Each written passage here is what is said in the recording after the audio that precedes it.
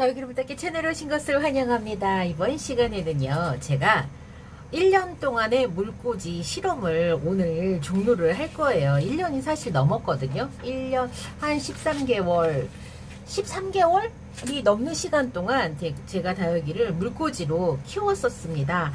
그 결과를 이제 제가 최근에서 이제 마음을 제가 정했어요. 물꽂이 이제 어떻게 할 것인지. 그래서 물꽂이, 다육식물 물꽂이에 관해서 궁금해 하시는 우리 시청자님들을 위해서 제가 이 시간 마련을 했는데요.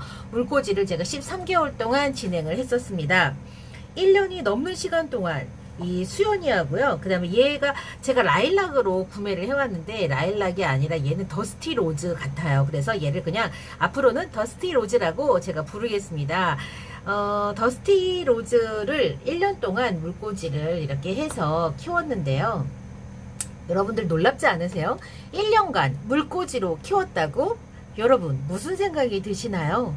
첫 번째, 보름병은 안 왔어? 두 번째, 과습으로 다육이 물러 죽지는 않았나? 세 번째, 물을 많이 먹어서 잎과 줄기가 터진다는데 왜 아무렇지도 않아? 네 번째, 과연 다육이는 물만 먹고도 살아갈 수 있는 거야? 라고 하는 다양한 질문과 생각에 제가 좀 많이 복잡했었습니다. 과학적인 설명이 필요한 부분이 있지만은 그런 부분들에서 제가 다룰 수는 없고요. 제 경험과 생각만으로 말씀을 드릴 거예요. 저는 결과적으로 1년이 넘는, 그러니까 13개월간의 그 실험으로 물꽂이로 다육이를 키우는 거는 반대를 합니다. 필요에 따라서 단기간 이용하시기를 권해드리고요. 성장을 위해서는 물 이외의 영양, 그러니까 비료가 반드시 필요하고 성장이 아닌 생명 유지만을 하는 느낌이 들었으니까 이 물꽂이로 다육이를 키우시겠다는 생각은 저는 안 하셨으면 좋겠더라고요. 장기간 물꽂이는 별도의 정교한 영양제가 반드시 필요하고 그 답은 바로 우리가 쓰는 배양토가 얼마나 중요한지를 역설하는 그게 부분이었어요. 1년이 넘게 물에 잠긴 뿌리, 물음병은 안 왔을까? 몇 번을 강조하지만 물음병은 물이 원인이 아닙니다. 물음병균이 물에 서식하고 물을 매개로 해서 이동하는 것이기 때문에 병균이 없다면 물에 1년이 잠겨 있어도 물음병에 걸리지 않습니다. 그래서 살균이 우리가 중요한 연례 행사가 되는 겁니다. 두 번째, 과습으로 물러 죽지 않았나? 라고 하는 질문에 대한 답인데요.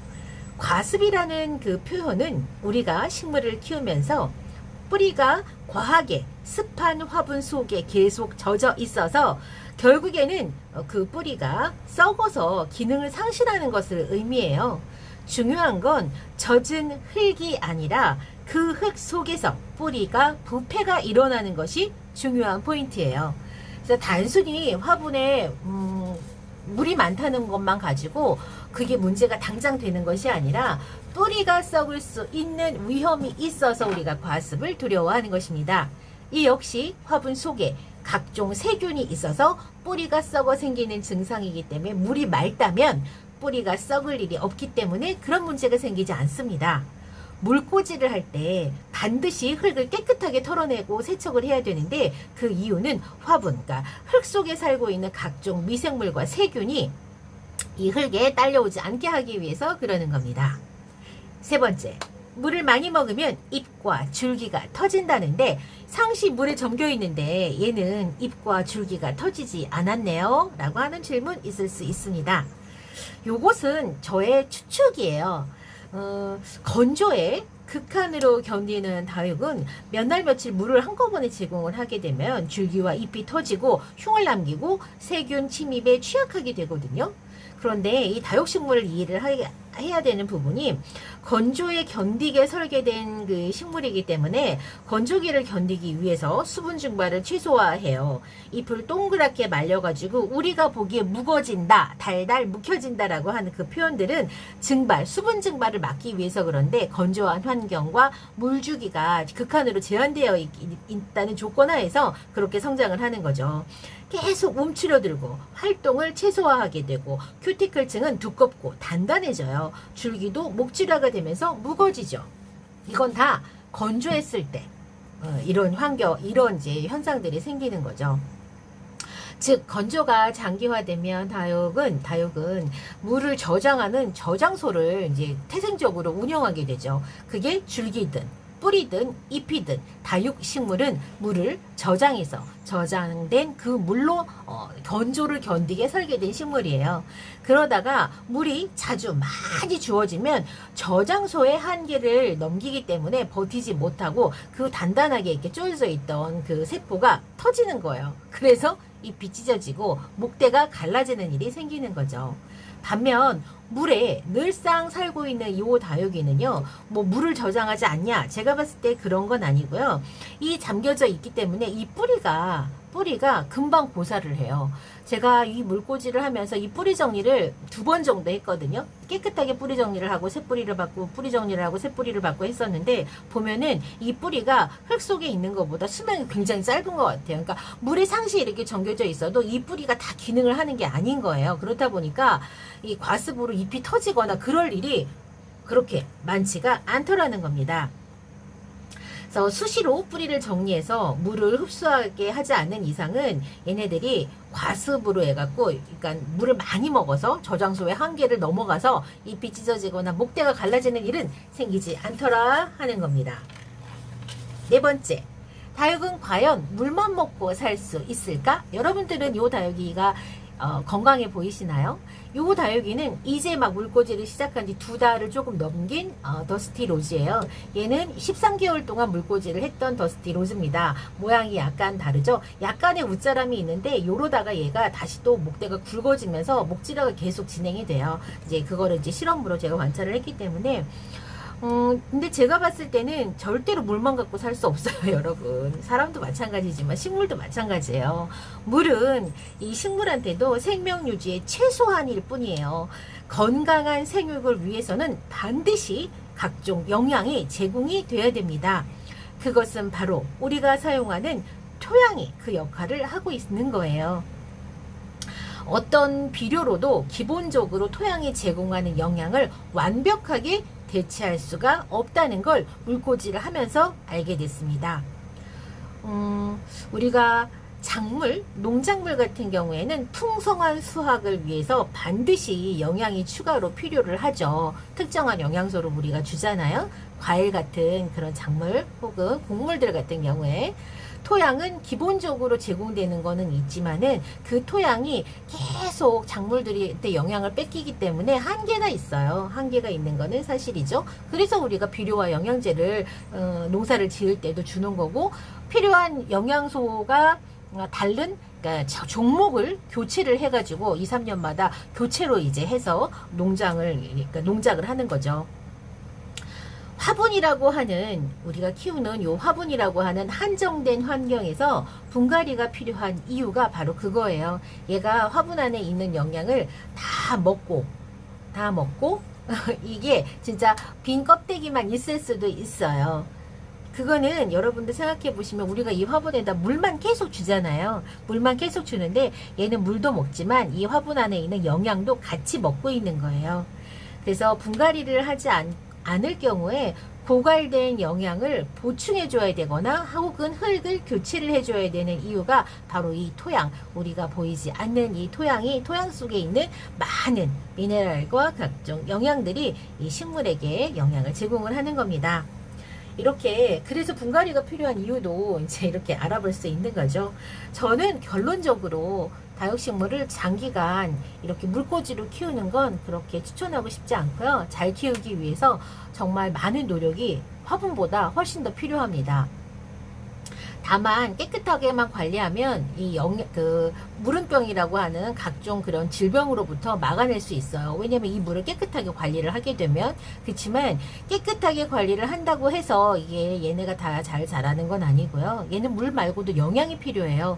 그러다 보면 여기에다 또 영양제를 넣거든요. 그 영양제를 통해서 부패가 일어나거나 관리를 잘못하면 또다시 얘가 죽을 수도 있어요. 그렇기 때문에 여러분, 물꽂이 안 하시겠지만 물꽂이로 다육이를 키우시는 분들 진짜 많지 않을 거예요. 안 하시겠지만 추천드리고 싶지도 않고요. 그러면 물꽂이는 언제 하냐? 뿌리를 내리거나 얘가 병이 들어가지고 약간 요양이 필요할 때, 그럴 때 그냥 물꽂이를 잠깐 해주시고요. 뿌리를 내리는 방법도 뭐 물꽂이를 구태여 꼭 해야 되냐, 그렇지 않고 그냥 자연 공중 상태에 둬도 그 뿌리는 잘 나옵니다. 제가 요 라오이는 이렇게 왜 급한 마음에 왜 물꽂이를 이렇게 물이 닿게 해줬냐면, 얘가 8개월이 넘도록 뿌리를 내리지 않았기 때문에 뿌리를 빨리 내리라고 제가 습을 과도하게 제공해주기 위해서 물에다 담근 것 뿐입니다. 물이 없어도 이렇게 그냥 화분 속에서도, 얘도 한 달 넘었거든요. 이렇게 뿌리가 잘 나옵니다. 그러니까는 너무 애달아 하지 않으셔도 자연스럽게 뿌리는 나옵니다. 성공적인 물꽂이, 성공적인 그 물꽂이나 뿌리 내리기 위해서는 또 뭐가 필요하냐? 제가 이렇게 하지 마세요 해도 반드시 필요한 경우가 있잖아요. 그럴 때는 우선은 화분은요, 이렇게 투명한 거를 쓰지 마시고요. 저는 관찰을 하기 위해서 투명한 이 컵에다 썼는데요. 검어야 돼요. 검은 그 컵으로 사용하세요. 여기에 녹이 끼고 그 녹 때문에 뿌리에도 녹이 옮겨가거든요. 치명적이지는 않지만 보기도 흉하고 건강에도 그렇게 좋을 건 없으니까 일단 화분은 검정색으로 하시고요. 뭐 갈색도 가능하겠죠. 맨 처음에 단면을 잘랐을 때 거기가 뿌리가 한두 가닥 나오기 전까지는 물에 침지시키지 마세요.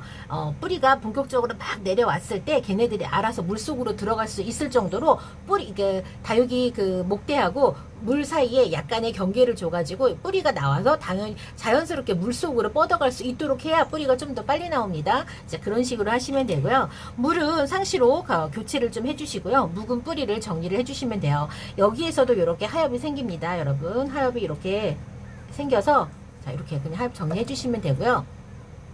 얘네들도 살균과 살충을 저는 그냥 같이 해줍니다. 물에는 영양제를 줘야지 얘네들이 영양도 어느 정도 섭취를 하면서 살 수 있어요. 한 5, 6개월 정도는 영양제 없이도 제가 얘네들이 크는 걸 봤는데, 어느 순간 성장이 정체된 걸 보고 제가 영양제를 구입을 해야 되겠다라는 생각을 했는데요. 이렇게 물에 타서 주는 영양제가 있어요. 이런 영양제 제가 상표를 광고하려는 게 아니기 때문에 어쨌건 이렇게 물에 주는 영양제가 있으니까 이런 거 구비를 하시고요. 얘네가 성장이 둔화되는 걸 보고 제가 그때 영양제에 관심을 갖게 된 거예요, 사실은. 그래서 요거는 그냥 다이소에서 편안하게 사실 수 있는 건데, 이파리에다가만이라도 내가 영양제를 줘야 되겠다라는 생각으로 요 녀석들 때문에 영양제 관심이 더 생기긴 계기가 되기도 했습니다. 또 하나는 제가 물꽂이로 이제 키우기 시작을 한 게, 도전을 한 게 여기 치자예요. 치자인데요. 올 봄에 그 양재동 꽃시장에 가서 사왔던 이 치자가 정말 키우기가 힘들다는 걸 제가 알았어요. 물 요구량도 굉장히 많고요. 치자꽃 피우는 게 보통 어려운 게 아닙니다. 꽃을 피우기 위해서는 얘네들이 생식 해야 되겠다라는 필요를 제가 이렇게 환경에서 제공해 줘야 되는데 그게 안 되더라고요. 영양이 부족하니까 이렇게 꽃이 맺혔다가도 계속 떨어져요. 꽃을 한 번도 얘가 피운 거를 제가 못 봤어요. 그러니까는 필려다가 그냥 그 상태에서 고사해서 떨어지기를 계속 반복을 했고요. 지금 요 치자는 정말 죽기 일보 직전이었어요. 엄마가 여행을 잠깐 집을 비우면서 이 치자 물을 안 줘가지고 치자가 거의 고사 직전이었는데 제가 가져다가 물꽂이를 했더니만 지금 이렇게 뿌리를 잘 내리고 다시 살기는 했어요. 잎이 보면 얘가 조금 더 단단하긴 하거든요. 얘는 물을 자꾸 말리면 텀이 생기면 얘가 잎이 막 되게 종이 부스러기처럼 그렇게 변해요. 그런데 둘 다 사실 지금 건강하지는 않은데요. 화분이 제가 봤을 때 좀 작은 면도 있고 영양이 부족한 면도 있기는 한 것 같아요. 치자 물꽂이 제가 살려냈어요. 물꽂이 한 지가 얘도 한 5개월, 4개월 정도는 된 것 같습니다. 치자도 물꽂이로 키울 수 있습니다, 여러분. 그렇지만 추천드리지는 않아요. 생기가 없습니다. 처음에 저희 친정엄마가 야 너 이거 살렸다, 너 대단하다 막 이랬는데 나중에 오셔서 야 얘가 희말대기가 하나도 없다, 야 이거 흙에다 심어줘야 되겠다, 나중에 또 그러시더라고요. 어쨌건 식물은 물에서 사는 것보다 흙에서 사는 게 훨씬 더 안정적이고요. 뿌리 고정 능력도 어느 정도 있어야 되기 때문에 우리가 상시사철 공중에 떠 있다고 생각해 보세요. 얼마나 힘들겠어요. 그러니까 물꽂이는 저는 그닥 그렇게 추천드리진 않지만 필요에 의한 경우, 필요에 의할 때, 급할 때 응급으로 사용하시는 건 괜찮다고 봅니다. 그래서 이렇게 성공적인 물꽂이 뿌리 내리기 하는 방법도 제가 안내를 해드렸고요. 가끔가다 뿌리 정리도 해주셔야 됩니다. 그래서 이 묵은 뿌리들을 물에서 다 잘라내셔야 돼요.